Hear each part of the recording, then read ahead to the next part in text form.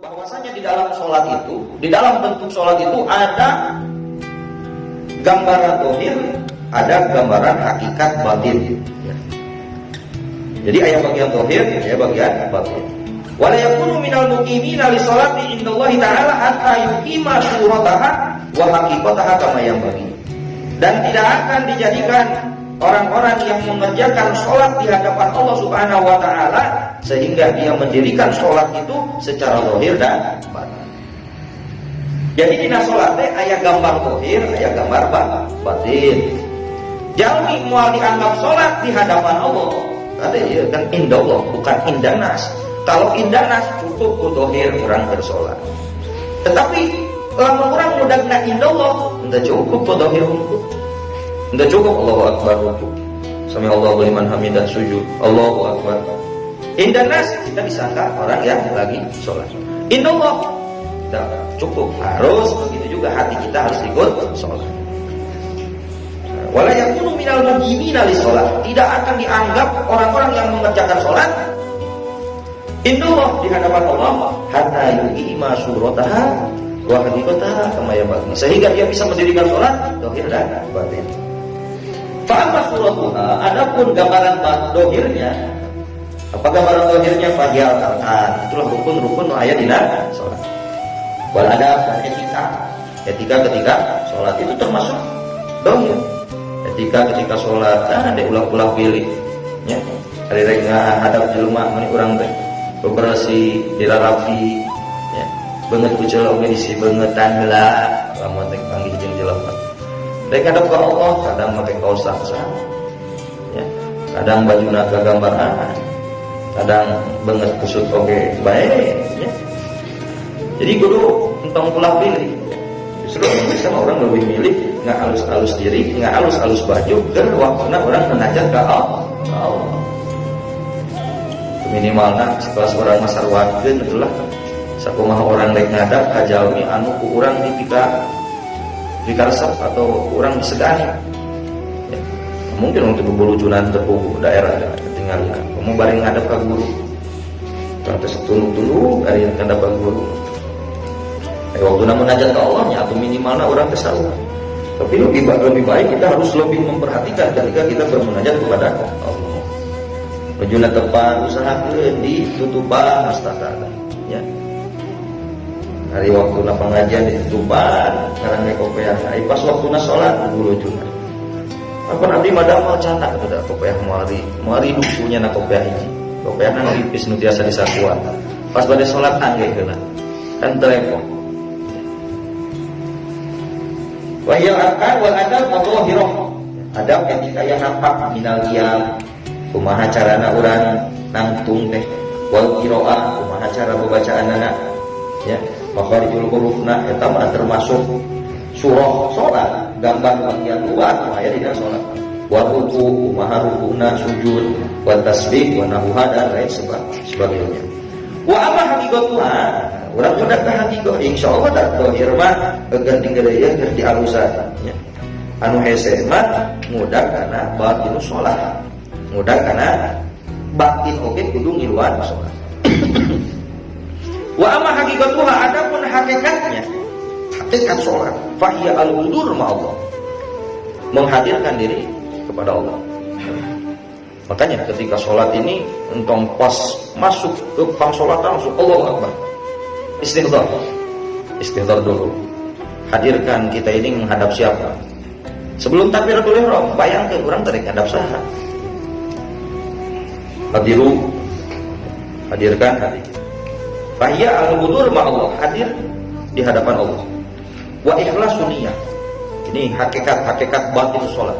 Ikhlasun niyah, mengikhlaskan niat. Walghusnulillah dan bertujuan kepada Allah. Tidak ada siapa-siapa yang kita tuju, hanya kepada Allah. Mengikhlaskan sholat kita hanya semata-mata karena Allah. Wal iqbalu bikunhil himmah ala Allah Ta'ala, dan menghadapkan semua cita-cita kita kepada Allah Subhanahu wa taala. Wa jam'ul qalbi alaih, dan mengumpulkan atau mensatukan hati kepada Allah Subhanahu wa taala. Wa ayakuna fikruka maksuran ala sholatika, dan dianjurkan pikiran kamu terfokus terhadap sholat kamu. usahakeun. Da emang jauh keneh, tapi urang sekedarna geus pernah hafal lah salat nu bener teh kudu kieu gitu. Salat nu bener teh kudu kieu. Minimalna urang kudu hafal cara salat nu bener kudu kieu. Di samping masalah gambar zahir, kita pelajarinya di dalam kitab fikih. Lamun mudah sah kumpul mah, ieu kitab fikih. Anu bakal ngajadikeun salat urang sah. Urang ku kitab ieu kumaha ngajadikeun salat urang diterima ku Allah Subhanahu wa taala. Aing saukur nyuparkeun kewajiban cukup. Ku kitab fikih oge. Kan urang perlu di dalam salat kita diterima, sah, kemudian ada pahalanya, ada bekasnya. Ada yang menempel di dalam pekerjaan sholat kita, bekas sholat kita ya. Di dalam Al-Quran oke, ya. Inna sholata tanha 'anil fahsya'i wal munkar. Sholat aja, tapakna sholat. Inna sholata tanha 'anil fahsya'i wal munkar. Sholatnya bakal mencegah dina pekerjaan fahsya, kemaksiatan dan kemungkaran. Maka orang balik lagi ke diri orang. Namun orang sholat osok, maksiat osok berarti can apak bener. Kumaha carana sok alusan salatna dina palebah batin. Wa ayakuna fikruka maksuran ala salatika. Dan dianjurkan pikiran kita terfokus terhadap salat kita. Fokus terhadap apa yang sedang kita kerjakan. Pikiran yang mana-mana sulit ya, sulit bisa. Jeung aya anu nganjurkeun lamun urang poho neuneun barang sok salat teh. Biasana keur salat mah sok inget ulah kitu teu meunang gitu. Kadang lawan orang bersolat sok ada ingat orang pohon dan HP dan kunci di mana. Ayo ngajarkeun sok salat. Bersolat sok ingat kemana gitu. Ya, tidak boleh. Nah aja salat dan ingat-ingat barang kumaha. Ya. Kumaha mencampurkan antara hubungan kita dengan Allah dengan selain Allah Subhanahu wa taala itu salah. Wa ayatun fikruka maksuran ala salatika fala tuhaddis nafsaka bi ghairiha. Entong diajak ngomong diri anjeun keur salat dengan perkara-perkara anu lain. Hese, nya bener emang hese. Tapi kan diajar, kan orang keur ngaji kumaha carana diajar salat anu bener. Ulah aya pikiran anu lain selain salat. Urang upang Allahu Akbar. Keun ari Allahu Akbar kabira da handap keneh masih ingat keneh naon nu dibaca. Kalau bahdi itu tadi tunakeun wah kroe pikiran teh para terus salat. Kadang urang saking ku malawungna dina salat, urang poho deui dina rakaat pertama tadi maca surat naon. Aya nu kitu. Tadi rakaat pertama urang maca surat naon, pan ayeuna rakaat kadua ya bisi sarua pan makruh. Nyaruakeun salat maca surat di rakaat pertama jeung rakaat kadua. Atawa susunan. Misalkan rakaat pertama keluar dari pembahasan. Rakaat pertama urang maca qul a'udzu birabbin nas. Rakaat anu kadua qul a'udzu birabbil falaq makruh hukum yukhalif sunnah.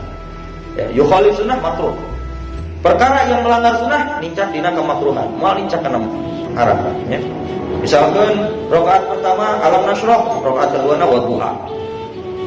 Jadi harus tersusun di rakaat pertama wadduha, kaduana alam nasrah atau bari kan pokoknya hanapeun surat duha. Ya, surat wadduha. Wa ayakuna fikruka maksuran ala salatika fala tuhaddis nafsaka bi ghairiha. Entong diajak bicara diri anjeun keur dina salat bi ghairiha dengan pikiran-pikiran anu lain. Padahal teu diajak ngomong oke otomatis sok daratangnya dilawan usaha gitu. Wa takunu muta'addiban. Nah, lamun urang bisa, urang sadayana biasa ngahadirkeun Allah. Ikhlas niat, bertujuan kepada Allah, bercita-cita kepada Allah, mengumpulkan hati dan memfokuskan pikiran kita terhadap sholat kita, maka kamu bisa muta'addiban bi adabil munajati ma'allahi ta'ala. Maka kamu kalau bisa mengerjakan hal itu, maka kamu disebut orang yang beradab dengan adab-adab munajat kepada Allah Subhanahu wa taala. Dikira sakedik-sakediknya. Sekali lagi waqala alaihi salatu wasallam innamal musalli munajin rabbah.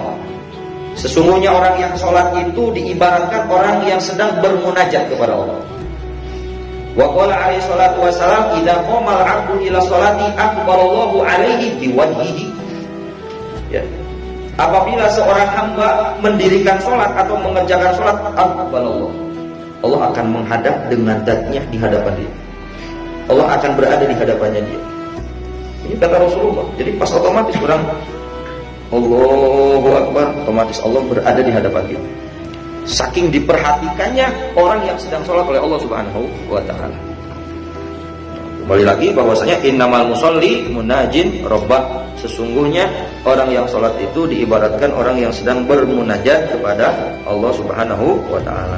Jadi kalau kita ingin berbincang-bincang dengan Allah, bermuhadatsah dengan Allah, atau dengan ingin mengadu kepada Allah Subhanahu wa ta'ala, maka sering-seringlah mengerjakan sholat. Jadi derajat seseorang dekat dengan Allah Subhanahu wa ta'ala itu ketika dia sholat. Di dalam sholat juga ada derajatnya. Paling dekat-dekatnya seorang hamba di dalam sholat itu adalah wahya fi sujud, dan dia dalam keadaan sujud. Jadi sujud itu merupakan posisi seorang hamba sedang lebih dekat kepada Allah Subhanahu wa ta'ala. Tugas orang sadayana, ya, tugas orang bagaimana caranya memperbaiki sholat kita. Insya Allah hari mudah nyuparkan kewajiban mah insya Allah ya. Terus menuju dipelajari jeung selalu diperhatikan ya, mudah nyuparkan kewajiban. Yang sering kita lupa itu bagaimana caranya menjadikan sholat kita sholat yang berkualitas, sholat yang manfaat, sholat yang membawa athar, sholat yang membawa dampak positif di dalam kehidupan kita. Sedikit demi sedikit kita perbaiki, sedikit demi sedikit kita perhatikan bacaan-bacaan, makna-makna atau terjemah-terjemah dari bacaan-bacaan yang kita baca. Mudah-mudahan orang sedayana ku ngalangkungan berkah majelis, berkah riungan, berkah thalabul ilmi, orang sedayana kenging ilmu anu bermanfaat, maslahat dunia akhirat, biasa diamalkeun dina keseharian orang masing-masing.